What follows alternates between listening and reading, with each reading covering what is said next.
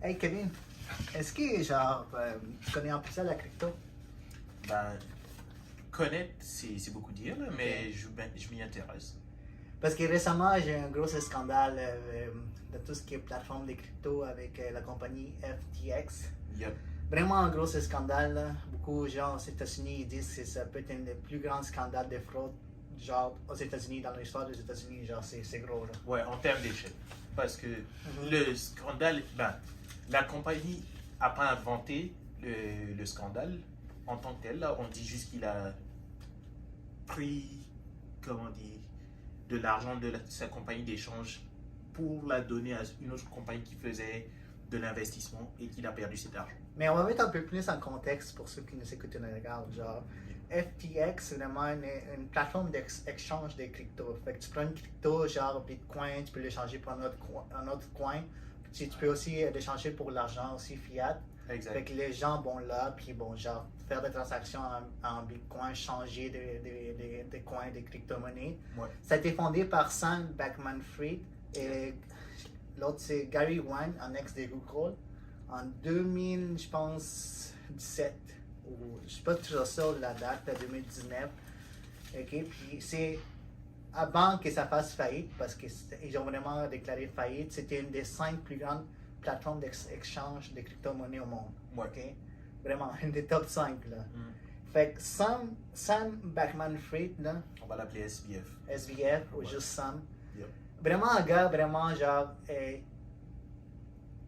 intelligent, on va dire. Là. Mais vraiment un gars qui... Intelligent, je sais pas. Mais en fait, qui inspire confiance. Qui inspire confiance. Intelligent, je sais pas, parce que ce gars-là a vraiment donné une bonne image de lui-même. Là. Les magazines Fortune, je pense qu'ils l'ont déclaré les prochains Warren Buffett. Oui. C'est une grosse affaire. Là. Ben, vous connaissez Warren Buffett, c'est un investisseur, les célèbres investisseurs américains. Là. Est-ce que tu te souviens de comment il avait eu ça? Non. Ok. Ces gens, comment dire, il avait vu une différence sur le prix du Bitcoin entre le marché aux États-Unis et le marché au Japon, si je me souviens bien. Ok. Fait qu'il rachetait les Bitcoins au Japon et il les vendait aux États-Unis dépendamment du prix du Bitcoin. Okay. Mais parce que là, tu dis, bon, c'est pas, là, je ne connais pas personnellement, puis j'ai manqué de voir genre des entrevues vidéo de lui pour voir comment est-ce qu'il parle et tout, pour voir comment est-ce qu'il... J'ai lu des articles, mais lui, en tant que tel, j'ai pas vraiment écouté de podcast, vraiment son élocution. Quand tu dis qu'il n'est pas intelligent, j'imagine qu'il faut avoir une certaine intelligence pour aller vraiment dans tout ce qui est crypto, vraiment dire profondément. C'est pas qu'il est pas... Il s'y connaît dans son domaine. Okay. Mais les moves qu'il a fait, c'est pas des moves les plus intelligents. Ouais, mais les moves qu'il a fait, c'est genre Je des te donne moves un politiques. Peut-être il y a d'autres choses quand même. Ouais, ben, l'exemple de base, c'est il a mis comme une de ses anciennes fréquentations comme président, CEO de sa compagnie d'investissement. Ouais, la compagnie Alameda Research, qu'il avait fondée en 2017. En fait, c'est sa première compagnie, c'était une firme de trading. Puis, c'est-à-dire que, mais genre, avant qu'il fonde FTX, il avait fondé ça. Puis, je pense qu'en 2019, il a fondé FTX. Puis, les gens avaient commencé, après tout ce qui s'est passé, le scandale, les gens ont commencé à aller vraiment regarder son historique du gars-là. Parce que les gens l'ont déclaré comme un certain génie, ok, pour tout ce qu'il a fait. Dans les articles que j'ai lus, bien évidemment. Ouais. Puis là, il regardait qu'Alameda Research, avec elle, qui est la fille qui est genre CEO, je pense que lui avait mis là, ils avaient perdu environ 3,7 milliards de dollars. Ouais, c'est ça. Il y a beaucoup de personnes qui lui donnaient beaucoup de, comment dire, de crédit parce que ses parents ont travaillé dans, comment dire, la réglementation de la fraude. Mais ses parents sont genre, c'est des professeurs à Stanford. Ouais. Et lui, dans tout ça, on se dit qu'il s'y connaît un peu dans qu'est-ce qui n'est pas de la fraude, genre. Okay. Qu'est-ce qui est et qu'est-ce qui n'est pas de la fraude. Ok, fait que ses parents connaissent, je ne sais pas exactement dans quel genre de type genre dans quel type de, qu'est-ce qu'ils s'enseignent, mais genre ils s'enseignent des trucs d'économie, fraude, j'imagine. Ouais, c'est littéralement des avocats de la fraude, genre. Ok. Fait que le truc c'est, juste pour clarifier un truc, il y a beaucoup de gens qui lui ont fait des endorsements, Ouais. mais qui avaient un intérêt à l'endorser. Exemple, Ouais. Kevin O'Leary, il a fait beaucoup de la promotion de FTX et tout, mais il était un partenaire payé par FTX. Oui, mais il y a beaucoup de gens qui étaient derrière lui qui le baquaient parce que la manière qu'il fonctionnait, puis genre, top 5 des compagnies d'échange de crypto, genre, vraiment, j'ai pas vu, comme je t'ai dit, les entrevues, mais je pense que c'est quelqu'un qui avait une bonne élocution.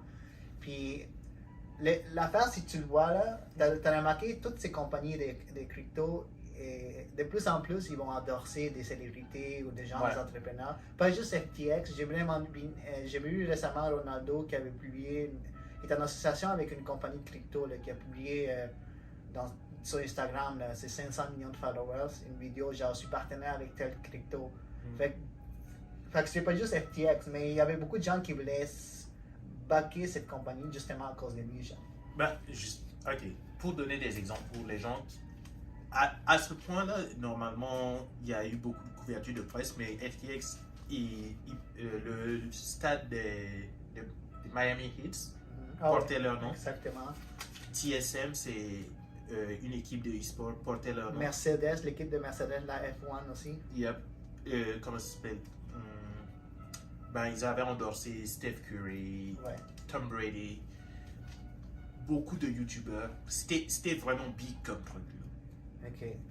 Mais l'affaire, pourquoi est-ce qu'ils sont vraiment, genre, ils ont déclaré faillite? Parce que, à ce qui paraît, il y a comme 1 milliard si je dis 1 milliard de fonds des clients disparus, genre. 1 milliard de fonds, genre, disparus. En fait, comment est-ce qu'ils roulaient la compagnie était vraiment pas éthique. Tout l'argent des cryptos des clients allait dans son seul compte. Rien n'était séparé. Tout était dans un même compte. Puis à ce qui partagé par Alameda et comment ça s'appelle? Et Sam? FTX. Oui, tout l'argent allait dans son seul compte. Là. Genre, tout était mélangé dans un seul compte de tous les clients. Puis, à chaque fois que la compagnie avait une dépense d'entreprise, c'était autorisé par genre chat, genre message texte, avec des emojis. Donc, il n'y a même pas. Par exemple, moi, j'avoue que j'ai besoin d'acheter un ordi. C'est même pas par courriel, rien, c'est genre message texte, chat, genre par WhatsApp ou peu importe, Messenger. Puis les gars, ils te répondaient avec un emoji, genre un astronaute, ça voulait dire oui, genre. Ouais. Cette partie, ça me dérange pas tant. La partie qui me. Oui, mais genre, c'est pas une façon de run une entreprise, genre. Si ça fonctionne. Ça n'a pas vraiment fonctionné, là. Ça n'a pas fonctionné parce que. Comment dire? Ils se sont fait piéger, dans un sens, par Binance, un peu.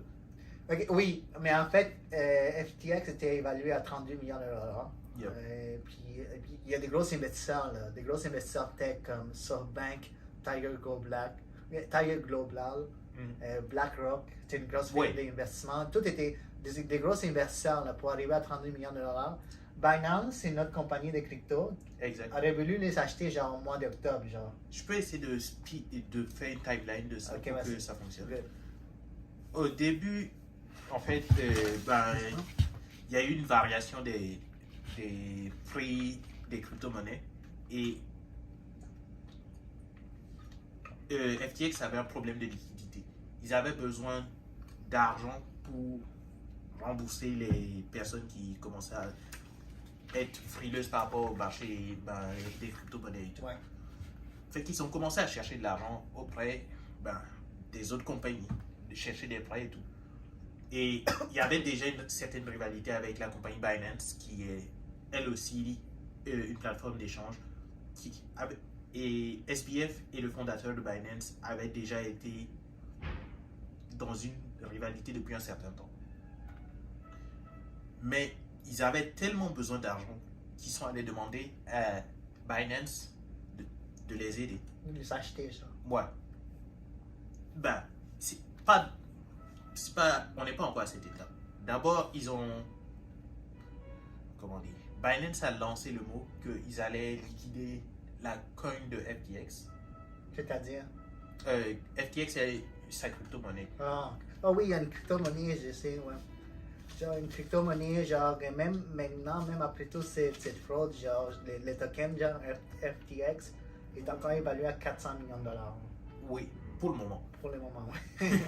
Le truc, c'est que c'est la base de la valeur de cette coin, c'est pas mal, comment on dit, le fait que c'est une plateforme d'échange qui est censée être légale, genre. Mais quand on a vu qu'il manquait de la liquidité et tout, Binance a profité de l'occasion pour dire ah, je me sens plus trop confiant dans FTX et donc on va vendre les parts de la coin FTX que nous possédons. Ok, parce qu'ils savaient en acheter Yep. pour aider FTX. Ben, ils Pas en ont juste besoin pour en posséder, genre. Exact. Ah, pour leur plateforme. ok. Exact. Fait que il a lancé ce message-là, mais il l'a lancé sur Twitter, genre. Mais ça, c'est en regardant vraiment la compagnie, parce qu'ils avaient un intérêt pour peut-être les acheter, ils ont regardé leur finances, puis ils ont Ouais. dit il y a quelque chose qui ne marche pas. Ah non, on n'était pas encore rendu là. Ok, mais Ça- ils ont senti quelque chose, genre? Ouais, ben c'était la période où justement les prix de tous les cryptos étaient en train de. Ah, puis de ça, à cause de ça, ils ont commencé à regarder et tout, Ouais. et ils voyaient que FTX avait des problèmes de liquidité. Ok. Même sans regarder leurs finances profondément. Pas encore. Ok. Et à ce moment-là, ben, quand ils ont lancé ce mot-là, SBF a proposé au propriétaire, au CEO de Binance, de racheter ses parts à 2 fois la valeur, un truc du genre. Mais, comme on dit, ils sont en rivalité depuis longtemps. là. Ouais. Fait que si FTX venait à fermer, Binance pourrait juste les racheter Ah, et il pourrait gagner du marché. ok. Fait que le CEO a répondu en gros, ben pas en gros là, il a dit non, on n'est Ok, pas donc, ils intéressé. voulaient que la valeur baisse, Yep, pas vraiment qu'ils fassent faillite, mais baisse tellement bas pour qu'ils puissent l'acheter facilement. exact. Mais écoute, c'est genre, c'est parce que au niveau de la fraude, là, c'est genre, comme je te dis, 1 million de On n'est dollars. même pas encore rendu dans T'es la pas fraude encore encore. rendu? Yo, là ça c'est la partie business. Ouais. C'est la partie deux chars qui se regardent et puis ils se disent yo, toi je vais te bouffer. Ouais. Mais à partir de là, il y a, comment on dit, ben, il commence à avoir des négociations et puis ils finissent par communiquer comme quoi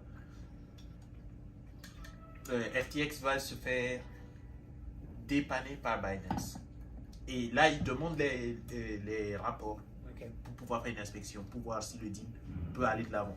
Et à partir du moment où Binance a dit nous on se retire, tout le monde a dit yo, il y a quelque chose qui se passe là. Ok. Parce que c'était vraiment bizarre qu'ils retirent. Ouais, parce que ils veulent la place. Ouais, ok, je comprends. La valeur est au plus bas. SBF il veut pas vendre le truc, mais il est obligé de le vendre. Et là, Binance dit nah, nous on touche pas à ça. C'est là que les gens ont commencé à regarder de plus près justement, ok, comment la compagnie FTX fonctionne. Et on a remarqué qu'il y avait plein de loopholes, de backdoor Ouais. entre Des trous, Alameda Ouais. et FTX. Ok. Il y avait des fonds qui circulaient entre les deux compagnies. Or que c'est pas censé arriver. C'est pas légal. Puis en même temps, ce qui paraît, il y avait 4 autres compagnies subsidiaires où Yo. l'argent circulait aussi. As-tu vu l'organigramme? Non, mais je sais qu'il y avait 4 autres compagnies subsidiaires, tous des FTX, où ce que l'argent passait, puis c'est pas fait légalement. Puis récemment, en 2000, genre, même pas une année, je pense l'année passée, ils ont amené leur bureau chef aux Bahamas, Ouais. le pire endroit. Ok, c'était pas à cause de la chaleur, c'était parce que là-bas, ça. Les gens, ben, pour ceux qui ne savent pas, le Bahamas, c'est un paradis fiscal. Ouais, exactement. Fait on a découvert, après tout, les gens ont dit, on commençait à poser des questions. Fait qu'on a découvert qu'en fait, genre, les parents, genre, de Sam, ils avaient des maisons de vacances, genre, d'une valeur de 16,4 millions de dollars. Yeah. Puis c'est des professeurs de Stanford. Puis là, on se demande, ok. Parce que Sam, il était comme milliardaire, là. Il y avait beaucoup d'argent. Ouais. Il était dans le top 100 des personnes les plus riches. Fait qu'il y avait déjà l'argent. Fait qu'en plus, c'était ok, lui, il achetait des maisons genre, pour ses parents. Mais aussi, il y avait comme. Si je lis mes notes. C'est pas juste lui, il y avait Sam, ses parents, puis des cadres supérieurs de FTX qui ont dépensé environ 121 millions de dollars en immobilier au Bahamas, genre, pour 19 propriétés. 121 millions de dollars, genre. l'argent vient d'où? Fait que c'était beaucoup d'immobilier avec l'argent qu'on dit, OK, ça vient d'où cet argent? S'il faut, ils se sont rendus compte que peut-être cet argent venait vraiment des fonds des investisseurs. Oui, des fonds des investisseurs, de l'argent de leurs clients. C'est une fraude complètement. Fait que là, maintenant, ils ont fait faillite. Puis je pense au mois de décembre, les congrès américains ils ont regardé ça, ils ont dit hey, ça n'a pas de bon sens, l'argent, c'est $1 million qui a disparu. Ils ont installé un nouveau CEO, un nouveau PDG pour regarder ce qui s'est passé. Puis les gars ont dit yo, c'est la pire histoire que j'ai vue de ma vie, genre ma carrière. Là. Il y a plein de loopholes et tout, puis l'argent qui a disparu. Là. Ouais. T'as dit CEO, mais c'est plus quelqu'un qui va enquêter sur le truc. Ouais, mais comme un PDG, genre, il prend les fonctions, genre, de ça pour regarder vraiment en détail. Puis au mois de décembre, qui s'en vient, le USA House Financial Service Committee va avoir une audience. Ils vont amener Sam, ils vont nous dire, OK, où l'argent? Puis bon, écoute, je sais pas s'il va aller en prison. En prison, c'est relatif, là. Ouais, toi, tu penses? C'est la fraude quand même énorme. Quand tu vas en prison, quand tu es milliardaire, es-tu vraiment en prison? Non. C'est ça la question. Le truc, c'est combien de temps va prendre le procès? Parce que cette histoire-là, c'est une Bernie Madoff V2. Là. Ouais. Bernie Madoff, oui. Yeah.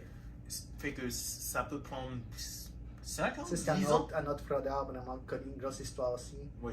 Tu penses que ça va prendre aussi longtemps? Pour démêler ça, là? Facile. Est-ce que tu penses parce qu'il est riche que ça va prendre plus de temps? Si c'était quelqu'un genre qui pas trop riche, mais genre il a fait la fraude, il est en prison genre la prochaine année, genre. Plus tu as d'argent, plus tu peux engager de processus pour te défendre. C'est juste ça. Ouais. Mais genre, il y a des histoires qu'il avait donné plein d'argent, il a investi plein d'argent dans la business de sa sœur. Ouais. Ça aussi, ils sont en train de regarder ça. Puis, mais Sam, c'est quelqu'un qui vraiment, il avait une manière de penser philanthrope, ok? Je sais lui, il a vraiment, en fait, parce que lui, il a étudié à l'université de MIT, oui. Yep. Puis son prof, un de ses profs l'a vraiment inspiré pour qu'il parte vraiment dans la philanthropie. Puis il a dit, tu peux faire plein de choses, mais si tu veux aider le monde, il faut que tu fasses plein d'argent. Fait que ça l'a vraiment incité à aller en business. Puis même que jusqu'à la fin, genre, il était encore en contact avec son prof. Il voulait faire plein de projets philanthropes. Genre, il voulait prévenir une guerre nucléaire, arrêter les pandémies, beaucoup de ces choses-là. Fait il y avait un esprit un peu, genre, aider le monde, mais aussi un peu un esprit, genre, je fais de la fraude, puis je m'en fous de mes clients, genre. Ouais. Il a pas... Je sais pas à quel point c'était je m'en fous de mes clients. C'est plus, on fait ce qu'on veut. Mais il a même voulu acheter Twitter. Il y a Elon Musk, je pense qu'il y a les messages entre, je pense, les gars, là, les profs que Sam y avait à l'université, il avait même contacté Elon Musk, puis il avait dit, Sam voulait acheter Twitter, genre. Ok. Il voulait même acheter, il avait décidé pour acheter Twitter. Puis il y a d'autres choses que les gens parlent beaucoup aux États-Unis, c'est que FTX avait vraiment, Sam, il y avait vraiment beaucoup d'argent à la famille Clinton, puis au Parti démocrate. Ça, j'ai pas regardé en détail. Fait qu'il y a tous ces côtés-là. Les républicains sont tout le temps en train de dire, mais voilà quelqu'un qui baquait les démocrates puis qui fait de la fraude. Ouais. Fait que toi, tu penses à la fin, il va s'en sortir? S'en sortir. Il va être mieux que la plupart des gens. Et il y a peu de chances que les gens revoient l'argent qui a été perdu. Parce que c'est 1 million de créanciers. Là. Ouais. 1 million de créanciers qui vont peut-être jamais revoir leur argent. Ouais. Fait que c'est fou quand même. C'est un gros coup pour la crédibilité des crypto-monnaies en général. Ouais. Parce que pour le moment, c'était un projet basé beaucoup sur la confiance. Là. C'est comme ça que ça fonctionne, un échange. Mais à partir du moment où les plus gros échanges tombent du jour au lendemain, là, tout ça, en fait, entre FTX, le super sponsor, et FTX qui fait faillite il y a comme une semaine, ça n'a pas duré longtemps pour que ça s'écoule. Les super sponsors, c'est-à-dire? Ben, la compagnie qui sponsorisait les Miami Heat. Ah, ok, c'est tout. Ah, fait que c'était récent, ça, Ouais, ce partenariat? Non, le partenariat durait depuis longtemps. Ouais. Mais entre le moment où il y a le tweet de Binance et FTX qui fait faillite, c'est comme une semaine. Ouais, ça s'est fait vraiment vite, ça n'a pas de sens. C'est ça, là. Puis, juste pour conclure, parce que là, tu parlais du marché des cryptos, les fameux gars et les fondateurs d'Ethereum, Vitalik, ils avaient mentionné ces côtés-là. C'est une grande tragédie, tout ce qui se passe avec FTX. En fait, il dit que c'est une grande tragédie, tout ce qui est centralisé est suspect par défaut. Parce que c'est FTX qui était centralisé pareil. Ouais. Fait que lui, il dit que tout ce qui est centralisé est suspect par défaut parce que lui, vraiment, il veut implanter un mode décentralisé. Fait que vraiment, pour lui, il dit que c'est pas une mauvaise chose, ça va juste forcer les gens à voir les meilleurs côtés de la décentralisation. On verra. C'est un beau pari. Ouais. On verra.